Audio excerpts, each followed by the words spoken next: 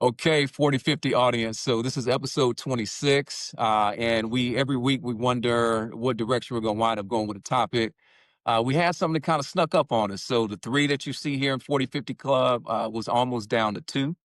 And we're gonna get into what I just been through over the last 2, 3 weeks that put us in a pretty bad situation.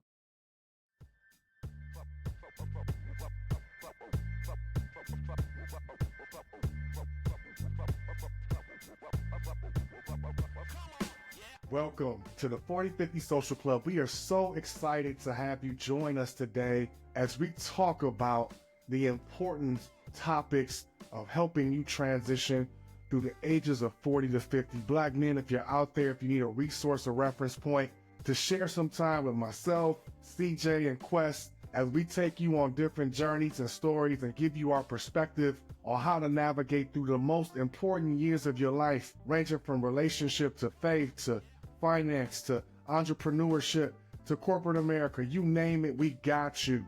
Come join us, Black men, as we talk about some of the most pressing topics you'll want to talk about as you transition between the ages of 40-50. 40-50 Social Club. Let's check out this next topic today. Let's go, y'all. All right, y'all. So let's jump back Oof. into this thing. So, man, we happy to see you, CJ. It's been a couple of weeks. We haven't seen you, man. And Yeah. you know, we missed you, bro. It's been a So while. you gotta let us know, man, like what happened. You know, like Yeah. just give us the play by play, cause we thought we lost you for a second, man. So what happened? Yeah. So it started actually early September, and you all know behind the scenes, like I haven't really been able to record consistently over the last several weeks. Started with something I thought was just a really bad cold, and it was knocking me out. Like it felt like COVID. I was tested for it. It wasn't that. It was tested for the flu. It wasn't that. They just kept saying it was a severe cold. And had a lot of the markers of COVID, but it wasn't. I even tested myself at home a couple weeks later just to be sure it wasn't COVID and came up negative again. But I was really knocked down by this thing for a while. Couldn't talk more than 5 words without coughing, you name it. Like it was pretty rough. And then a few weeks into that, wound up catching a stomach bug as well. And then part of it is my fault. You know what I mean? Like I took a couple days off when I was sick before, but working in schools, wanting to get back, helping kids, especially in the fall, because that's a big time for seniors in their college process. And that's the majority of what I wound up doing. And was trying to get back to make sure I was there for them. But I went back in a weakened state and wound up picking up a second bug. Like my immune system was compromised and I picked up the stomach bug that I didn't realize was completely its own thing. I thought it was related to this cold and all the medicine I'd been taking, and I was turning my stomach. So I actually sat there for 5 days. I lost like 10 pounds in 5 days, man. It was crazy. Just dealing with all the stomach stuff before I finally, Janine encouraged me. She's like, you got to go get this taken care of. So I went to urgent care. They diagnosed it as a completely separate stomach bug that they said I picked up. Gave me antibiotics for that, did whatever, called me a couple days later, said, we actually gave you the wrong one. Not that it hurt you, but the one we What? gave you was ineffective. Yeah, the one we gave you was ineffective because we tested and the results came back to tell us it was something slightly different. So once they gave me those antibiotics, stomach started to feel better and I was coming around. But again, like 6, 7 weeks in, I just still couldn't kick this cough at all. Like I just couldn't. My energy was gone. I just didn't feel like myself. And part of it for me too is like I have always been a very physical being, Yeah. athlete my whole life, like that kind of thing. So I Yeah. need to live in my body. You know, I need to move, I need to Yeah. sweat.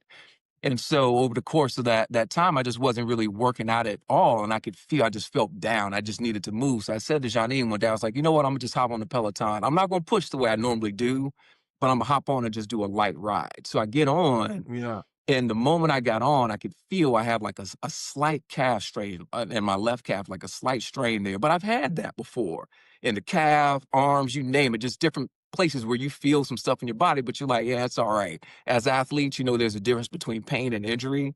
This didn't feel like an injury, it just felt like a minor pain. So I went ahead and did the ride through it. And usually it works itself out after a little bit when I'm on it, but the whole ride, it just didn't loosen up. And then within 2 or 3 hours of that, I wound up I could hardly walk. You know, my foot was in pain, my calf was in pain, could hardly walk. It was like, wow, what's going on? Tried to sleep it off, like, "I'm gonna be okay," tried to sleep it off, woke up the next day, and it started to swell up a little bit, like, my calf started to swell. And again, I'm still not thinking that this could really be anything, and this is where I probably made the first of a series of major mistakes. Like, yeah, when the swelling started, I probably should have gotten that taken care of. But the second thing that happened is that my uncle had passed away back in Chicago, and I wanted to Mm. get home for that, to be there for that, to be there for my family. Had the swelling though in my calf and jumped on a plane anyway. By the time I got to Man, Chicago, that swelling, yeah, by the time I got to Chicago, the swelling had moved from my calf down into my ankle and even into my oof, foot. I'm showing like my mom and my sister oof. were there in Chicago. I'm like, man, do y'all see this? So they're looking at it. So the whole time I'm in Chicago, if I'm not at the funeral or doing something there, I got my leg propped up, sitting down with my leg propped up, trying to deal with it. And then still wound up flying right back to LA from Chicago, all within like 36 to 48 hours, so handful of flights, got this swelling. I get back and I'm like, wow, this thing is really bad. So interestingly, my wife always, when she flies, she always travels with a compression socks. And she's a real believer in them. She tells me that. So before I left for Chicago, I ordered some, but they hadn't Mm. arrived yet. And I realized in hindsight that that was a godsend, but they hadn't arrived yet. So when I got back and I had all the swelling, the socks were there, and I was like, "Oh, I'm going into work on Monday. Let me put these on just to see what happens." I put on those compression socks, but I wore 'em for a whole day. I came home, the swelling was gone, the pain was gone. I was like, "Oh my gosh, miracle cure! This is cool. Like I'm good." So I just keep kind of going on to go on to do whatever. Fast forward then, that next Tuesday, I was feeling some tightness in the back of my thigh. And was like, again, I hadn't really been doing any workouts. Maybe I'm gonna just do some yoga real quick, just downward dog, sort of stretch it out a little bit. I did that, and my legs, they felt a little bit better, but it was still tight. That was Tuesday Mm. morning. That Tuesday evening, because we record on Tuesday evenings. So Mhm, that Tuesday mhm. Yeah. evening, I came home from work and I was like, I was just tired. Like I had no energy. I just needed to go to sleep. So I took a nap, woke up, and my left side was killing me, like really bad. Didn't know what it was. I thought maybe I just slept wrong because I was on the couch. Janine gave me some Motrin, a heating pad. I put that on, took another nap real quick before we recorded. Woke up feeling good. So I made it through the recording fine. Mhm. I unhealthy in some other ways. So I still was dealing with the cough and all that. But overall felt like I was doing okay. Made it through Tuesday fine. Wednesday, the whole day, the left side is just bothering me. So I get home, I go with the Motrin, I go with the heating pad. All night doesn't help at all. Like I probably slept a half an hour, maybe an hour Wednesday going into Thursday. So then I get to work, I'm already tired, but I got this discomfort bothering me all day. And I happen to be on late shift that day too on this Thursday. I happened to be on late shift, meaning I had to be there until 6. So 6 o'clock rolls around. I get home and I tell Janine, like, yeah, I got to go to urgent care like right now. And when I start talking like that, she Oh, knows like this is pretty serious. So I show up at the urgent yeah. care. And this is the third time I've been there in the last like 6, 7 weeks. Once was for the cold, Yeah. once was for the stomach Right. virus. They're And like, now why here I you am here? showing up with it. Yeah, they know me on a first name basis. So I get in, Yeah. I'm feeling stuff out, and dude is asking me what my symptoms are, and I tell him, he's like, "Whoa, whoa, let me get the doctor real quick." I was like, "Okay." Doctor comes out, has a couple questions with me, finds out I'm like, "Yeah, I got this pain left side of my abdomen." He's like, "Hey, I'm gonna stop you right here. We may not have the equipment here to deal with what you may Mm. have, so we strongly suggest you go to the ER right now." And Yeah, he yeah, tells us which yeah. one to go to. So Johnny is driving, we get in the car, we're on our way. Crazy thing about this, we're on the way. This is Thursday. 13 years ago that Wednesday, Janine's dad passed away. And we were Mm. in the car having a conversation about that because it's a date that she never remembers. And so she was talking about, like, in her family, she just never remembers the date. And this was just an issue in the family, whatever. So we're literally talking about this on the way to the hospital. We Mhm. get there, and I'm thinking it's probably not that big a deal, like whatever it is. And so as we get admitted, we're talking to the folks, and they're doing a series of tests. So it starts at like, look, you've been coughing violently for the last like 7, 8 weeks. You may have just irritated some tissue in there. It could be a muscle strain. It could be a cracked rib, maybe something like that could be there, but that's not too serious. We're going to take this blood test, and it's going to tell us something. I was like, all right, cool. So they take the blood test. They come back and get me, and they're like, "Well, it's It's definitely more than a strain, but we're not sure what it's gonna be. We're gonna do this chest X-ray on you to see if there's anything in the lung causing this." I'm like, "Okay, fine." They come back after that because they were saying it could be pneumonia, and they came back and I'm like, "Well, we looked at what's there because there is something in the chest. We're not sure exactly what it is, but it doesn't seem like pneumonia. We need to give you a CT scan with contrast." I'm like, "Okay." So they do that, come back like 5 minutes after, all that's done, and I'm back in the room, and they say, "Well, yeah, it's you actually have what's called a pulmonary embolism." And the Mm. moment I heard that, so the doctor's sitting here, I'm in the bed, Janine is sitting next to me. Doctor says this to me, and I was shocked when I first heard it because I know of pulmonary embolisms and I know what they can produce and they can be fatal. I immediately turned to Janine and I was really concerned about her because her dad, who had died 13 years ago that Wednesday, died of a pulmonary embolism. So in her mind, that's her only Mm. real relationship with that term. And so I turned to the doctor immediately and I'm like, "Hey, I need you to understand the reaction you're getting from my wife right here. I just need you to tell Yeah. me I'm gonna be okay. I just need to hear I'm gonna be okay. She needs to hear I'm gonna be okay." And he's like, "I think you will. I think you will, because I think we caught this early enough." But he says, though, he's like, "Honestly, had you waited another 24 hours, we may not be having this conversation." So there are things Wow. that you hear in there that just kind of shock you into understanding I can't play around with my health in the way that I was and ignoring some of the signs that were there. So they admitted me to the hospital that night, like Thursday, going into Friday morning. I was there until Sunday, in some intense pain, to the point where it literally hurt to breathe. Um, and that Wow. was there were 2 times where I got really emotional. That was one of them. I was like, "I can't believe this." Like, I put myself in a position right now where it literally is hurting me to breathe. I could barely take in more than a couple of sips of air, but it was just this searing pain on my side, and nothing. They had me on Norco. At one point, they tried morphine. They had a Lanacane patch on there. None of that stuff was Damn. killing the pain enough for Wow, me to feel bro. comfortable, you know what I mean? So I'm there and I'm thinking about this, like, it literally hurts to breathe. But then the other part that was really hard, in addition to seeing Janine be as broken up as she was my daughters, man, was my daughters, that in New York City on the other side of the country. And Taylor, our oldest, when Janine told her the doctors had come in and do some stuff with me in the room, so she went outside to have the conversation with Taylor and let her know, because Janine was supposed to be going to New York City that Sunday. This is Thursday, Mm, Friday, mm, Saturday. She was supposed to be mm, flying out there mm, Sunday. I was supposed to be going out on Tuesday to New York City. So she tells Taylor, and I don't know how that conversation goes, but I know when she comes back in, Janine has obviously been crying, and she turns, the mm, FaceTime her. I can see that Taylor's been in tears the whole time.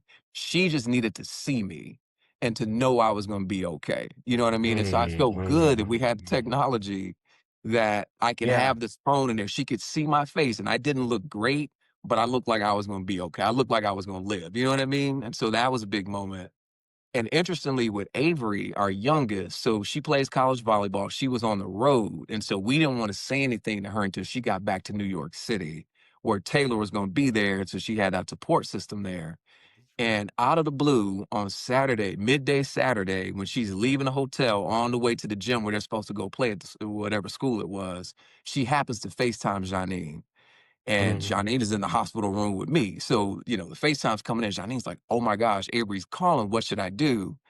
And at that point, I'm like, "You know what? This is happening for a reason. You might as well answer it. Right. And we'll just deal with whatever it is." So she answers, and you can tell Janine didn't know what to say. And then Avery says, again, this is Saturday. She's like, "Oh my gosh." And I could hear, she's like, "My gosh, mommy, I'm so happy that you're coming out here tomorrow. I can't wait to see you on Sunday." mm, mm, And then mm, at that mm, point, mm, Janine mm, has to mm, say to mm. her, like, "Well, I got some bad news." Until this time, unlike with Taylor, where that happened outside of where I was, because I was with the doctors and Janine was outside, I was in the room and I could hear Avery's reaction to it.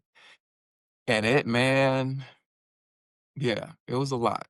That was a lot. Like, it broke my heart, uh, to hear her reaction to Johnny telling her that her dad was in the hospital, and she didn't even know more than that, but I could just hear the gasp and I could hear the tears. And at least that time I was right there so she could turn the phone around immediately and we could have that conversation.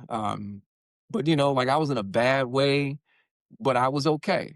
I was okay. And I knew I was going to be okay, which is part of the reason I took some of those stupid chances that I did. Like The moment that that swelling started, I needed to go to the doctor at that point to get that taken care of. But me being who I am, I'm like, huh, I'm good. I'll be okay. I'll be okay. Had Right, the right. swelling, I know swelling and airplanes don't mix well. I know that. I got on an airplane Yeah, anyway, thinking I want to be there yeah. for my family. I'm gonna be okay. No matter what happens, I know I'm gonna be okay. Here I am, not that long after making some pretty bad decisions, Mhm. sitting there hurting to breathe, hurting that I know that I'm hurting, not just my family, but my friends. Like I know y'all are gonna talk about Johnny reaching Mhm, out to y'all. mhm, mhm. To have put people in that position, people that I love in that position unnecessarily is probably the biggest wake up call I think I've ever had. Because it's not just me knowing I'm Mm, gonna be okay. It's not just mm, me mhm. saying I don't want to put myself through that, but it really put me through the ringer to know that I had that many people upset and afraid over what was about to happen with me. Man, I just want you to know from, just from my standpoint, get that you were worried about that, and that was something that was critical. And this is why we have family. This is why we have community because, Yeah. they were ready. We Yeah, were in some ways, ready, even though we didn't know this was gonna happen. We were ready to support you how we had to. So, you don't have to ever feel like that, bro. Like we Yeah, for always sure. are here for you and we know that, things do happen. So I'm pretty sure the rest of your community will tell you the same thing. Your Yeah. word was just, sitting laying in that bed and trying to get yourself, together, bro. yeah, Yeah. yeah, yeah. I can't help but think about what we don't do Mm, when we don't move when mm, family mm, and loved mm, ones tell us to mm. move. Pride, ego, it's this superhero behind me, but Yeah. you see he don't have no face, Mm, right?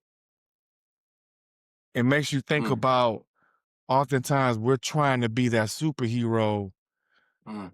and really we get caught in our own ego, but the superhero don't have a face. The superhero is the one that's telling us you need to take your butt to the doctor. The Wow. superhero is the family member that's like, Daddy, what you doing? And we Mm, ignore it, right? mm, mm. So it's like, I think about this story and I think about everything that you shared, and there were multiple times in this story where you could have died. Yeah. Yeah. You know what I'm saying? I've heard of Yeah. people that get on airplanes Yeah. and they have they Yeah. just because they sit so That's long, it. they travel all the time, and Yeah. something jolts up in their leg and it hits their heart, and all of a Yeah. sudden they have a heart attack on the plane, and it's Yeah. lights out before the plane land. Yeah. Yeah. Yeah. I You know. know, so you think I about know. all these little things that we take for granted that Yeah. could impact our lives, our families, our friends. Yeah. So it's like, man, we start to reach that age where we're Mm. no longer superheroes, bro. Yeah. Yeah. Like the cape is in the closet, man. Yeah. You know what I mean? And it's like we ignore it and still try to act as though that cape is still there. Mm. And we Mm. realize how vulnerable we are. So those are the things that came to my head, man. Like as Yeah. you were talking about this story, I was thinking about intersection points of death, Yeah. where things could have gone completely differently. Yeah. And I couldn't help Easily. but easily, and I couldn't Easily. help but think about the reconnection points not only between you and your family and friends, but also to your faith. Mm. Ooh. Um, and so those are some of the things that really hit me. Yeah, it definitely brought me face to face with my own mortality in a way that I can't say I've never had, but I'd say in a way that was the second most intense I've ever experienced. And, me getting stabbed when I was 12 and that whole ordeal, Mhm. that was Mhm. a real near death experience where I did not know if I was going to make it. This time Mm. around, like I knew and in my heart of hearts, as hard as it was, I knew I was going to make it through. But That's good. this still brought me to the brink. It brought feelings to the surface that when I was 12, I haven't felt in 41 years. And I've recognized the intensity of those feelings.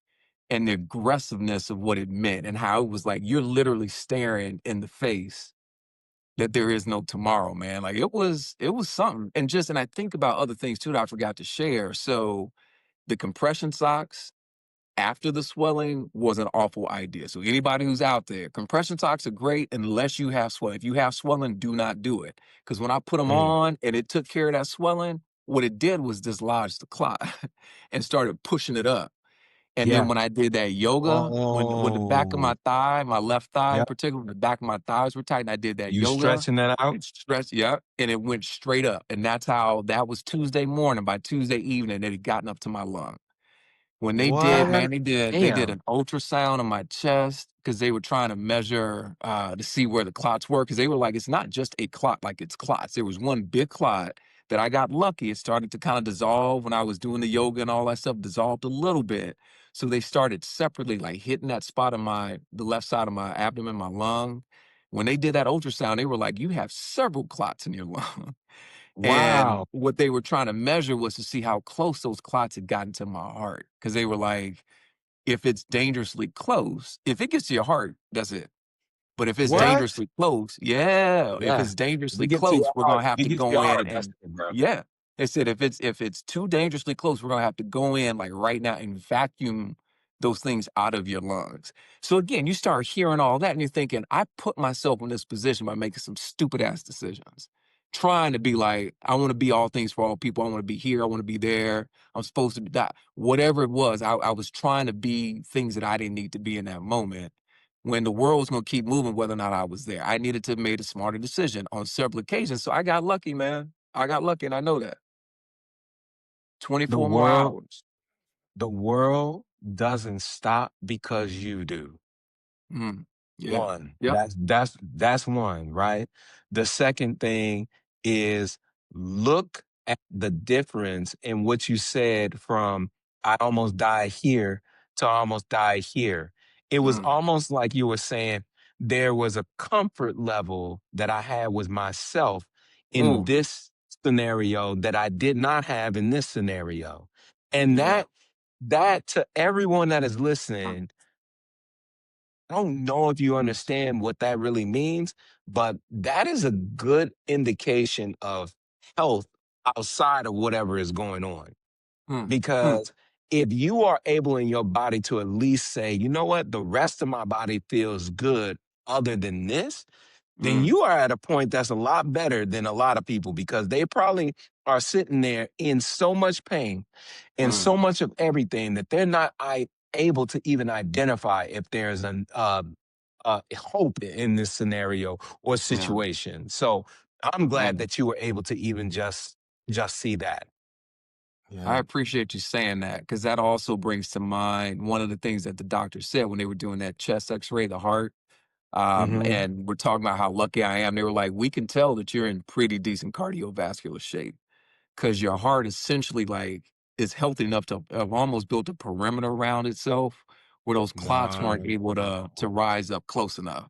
Again, you start hearing things like that, and you're like, "Oh my gosh." So, again, we did a Black Men's Health episode, 3, 4, 5 episodes, whatever it was. We were all in that one talking about it from a position of strength. We may have been through some things before, but we weren't going through things in the moment.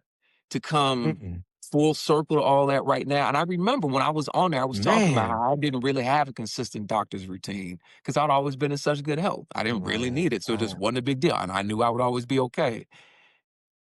Yes, I was in good shape and I did what I needed to do to be able to absorb what this was. But when I think about what life would be like, what life may not be like, had I not been in decent Mm. shape, that's a whole Mm. nother thing. So like when the doctor was talking, he said, look, if you were to compare this to a fight, somebody might love tap you. Somebody might kind of get you with a glancing blow. Somebody might land a punch squarely. Somebody might hit you with a real blow, or somebody could deliver a knockout punch. And he was Mm. like, what you just went through was a bad blow. You took a bad Mm. blow to the body, to the head, and you were Oof. able to absorb it. If you hadn't been in good shape, this would have been a knockout punch. You know what I mean? So again, just thinking about everybody out there, man. Don't wait for situations to happen to get yourself right. Get yourself right now because you never know what's going to happen tomorrow. And if something does happen, hopefully you can be and put yourself in a position where you can absorb it and be here to tell that story. And that's a wrap on another successful and penetrating episode of the 4050 Social Club. We're obviously so glad you joined, and we hope that you found something healthy, affirming, and powerful in today's content. Please help support this movement by liking this video and following us on Instagram and YouTube at 4050.socialclub.